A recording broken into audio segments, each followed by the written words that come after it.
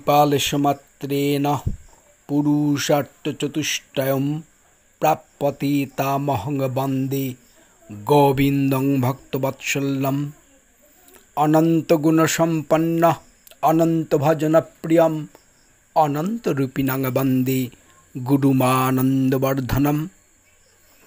परमाराध्य परम पुरुष भगवान श्री विष्णुर श्रीपाद पद्मे प्रणति ज्ञापन करछि।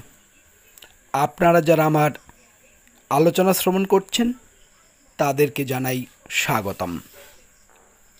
वेदेर संस्कृत वैदिक संस्कृत एर शब्द सम्भार रचना शैली लौकिक संस्कृत होते किछुटा स्वतंत्र। वैदिक संस्कृत पाठे स्वरांग ज्ञान अपरिहार्य, किन्तु लौकिक संस्कृते ज्ञानेर तो गभीरतार प्रयोजन पड़े ना। प्राचीनकाले शिष्ट व्यक्तिर भाषाई छिलो संस्कृत, ताई मानुषेर सार्बिक कल्याणेर जन्य स्रष्टा लौकिक संस्कृते दुटी अमृत भाण्डार उपहार दिलेन। एकटिर नाम रामायण, अपरटिर नाम महाभारत। अनेक समालोचक महाग्रंथ दुटिके वैदिक धर्मेर प्राणवायु और प्राण बोले अभिहित करेछेन। आबार अनेके एर एकटिके अंतःसलीला गंगा, अपरटिके हिमालयेर साथे तुलना करेछेन। मनु महाराज तार संहिताय धर्मेर लक्षण संज्ञायित करते गिये बोलेछेन, वेद स्मृति सदाचार शस्य च प्रियमात्मनः एतच्चतुर्विधं प्राहु साक्षात् धर्मस्य लक्षणम्। वेद चतुष्टय, शासन शास्त्र 20खानी, सदाचार व्यक्तित्वेर जीवनादर्श और विवेकेर बाणी, एगुलो धर्मेर साक्षात् लक्षण। सदाचार व्यक्तित्वेर पुरोधाय अनिर्बाण दीपशिखार मतो भास्वर हये आछेन। मानव जातिके बृक्ष बोले कल्पना करले जाके महिरूह बोलते हय सेई रामचंद्र, जिनि आमादेर आदर्श। पितृसत्य पालनेर जन्य राजपुत्र हয়েও बलकल परिहित जोगी रामचंद्र अम्लान बदने दुग्धफेन निभराज शय्या परित्याग करे 14 वर्षकाल तृणशय्याय शायित छिलेन। आहार करेছিলেন अरण्यज फल। आमरा तारी वंशधर हয়ে महागुरु निपाते हबिषान्न सेवन, नग्न पदे विचरण, अखौर कालातिपाते परान्मुख। मधुसूदन दत्तेर ज्ञानचक्षु एकदिन खुले गिয়েছিল। তিনি কাতর কণ্ঠে বলেছিলেন, परधन लोभे मत्त करिनु भ्रमण परदेशे, भिक्षावृत्ति कुक्षणे आचरी, काटाइनु बहुदिन सुख परिहरी। मधुसूदन के कृपाल स्वप्ने मोहमुक्त करेছিলেন। आमादेर मोहेर अवसान कबे हबे भगवान मधुसूदनई जानेन। रामायणे वर्णित आछे, छिलेन तैलेर मध्य मृत महाराज, भरत आसिया करिलेन अग्निकाज। आज थेके बहु सहस्र बत्सर आगे अग्निक्रियार बृद्धि जे भारतवर्षे छिलो, रामायण तार उज्जवल दृष्टान्त बह। एरपर श्रीरामचंद्र पुरोहित वशिष्ठेर निर्देशनाय पितृश्राद्ध कार्य सम्पादन करें। रामायण द्व्यर्थहीन भाषाয় घोषणा करें जे पुरोहित द्वारा नाम गोत्र उच्चारण करे मातृपितृ श्राद्ध अवश्य करणीय। अधुना कुलपुरोहित त्यागेर जे प्रवणता देखा दिएছে ता सनातन आदर्श विरोधी।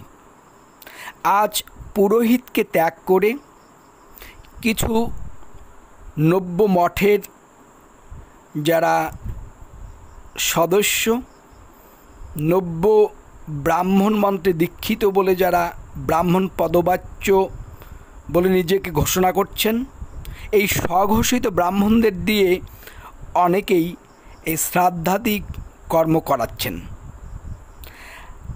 আর পরিতাপের বিষয় যিনি নিজে মোক্ষধাম সেই রামচন্দ্র পিতৃশ্রাদ্ধে পরাণমুখ হননি।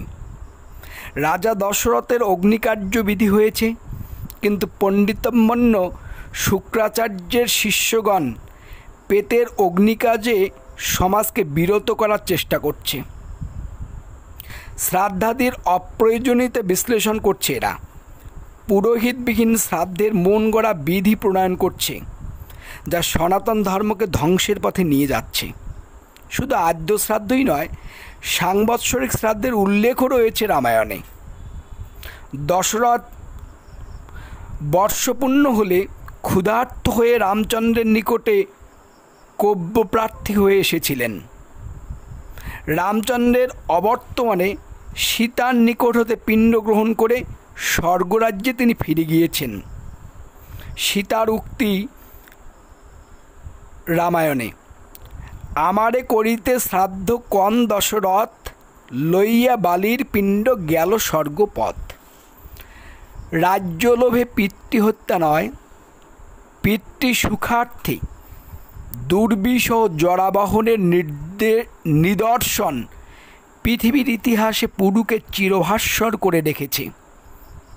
শুক্রাচার্যের অভিশাপে ক্লিষ্ট যযাতি স্বীয় জরাভার পুত্র পুরুকে প্রদান করে দীর্ঘকাল রাজ্য শাসন করে স্বর্গে চলে যান। এই দুর্বিষহ জরাভার গ্রহণ করে পিতৃ আশীর্বাদে পুরু হন ভারতভূমির একচ্ছত্র রাজাধিরাজ। পিতৃমাতৃ আশীর্বাদে যে অসম্ভব সম্ভব হয় এবং পিতৃমাতৃ সুখ স্বচ্ছন্দের জন্য পুত্রের অকরণীয় কিছু নেই, বৈদিক সন্তানগণকে এই মহান আদর্শকে সম্মুখে রেখে অগ্রসর হতে হবে। রামায়ণ মহাভারতে এ বিষয়ক শত শত উদাহরণ রয়েছে, যা বৈদিক ঘোষণা পিতা দেবভব মাতৃ দেবভব এই অমোঘ বাণীর প্রতিচ্ছবি। দেবব্রত বা ভীষ্মের উদাহরণ তাদের মধ্যে সমহিমায় অনন্য সাধারণ।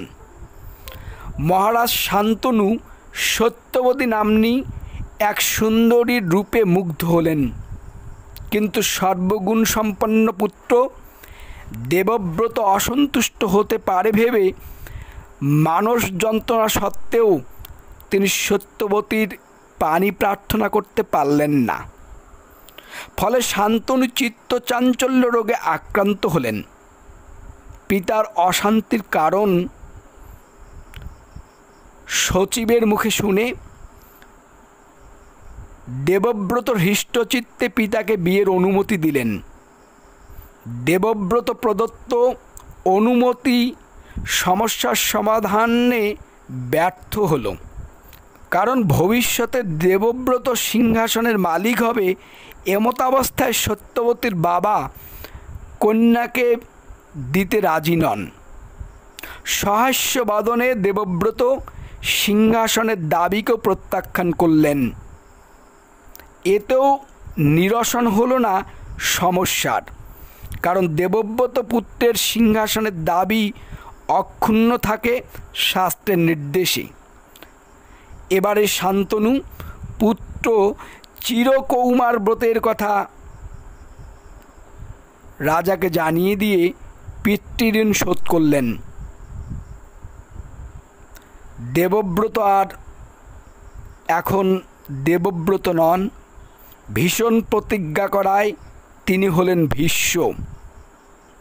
পিতৃসত্য পালনের এমতো আদর্শ বিশ্বের ইতিহাসে বিরল। শ্রীরামচন্দ্র, পুরু, ভীষ্ম যে জাতির কর্ণধর, সেই হিন্দু জাতি আজ হীনমন্যতায় ভুগছে স্বধর্ম বিদ্বেষীদের চক্রান্তে। ভ্রান্ত পথিক হয়ে এই হিন্দুদের অনেকেই চার্বাক দর্শনের পুনরাবৃত্তিতে মত্ত হয়ে উঠেছে, উন্মার্গগামী হওয়ার প্রচেষ্টা চালাচ্ছে।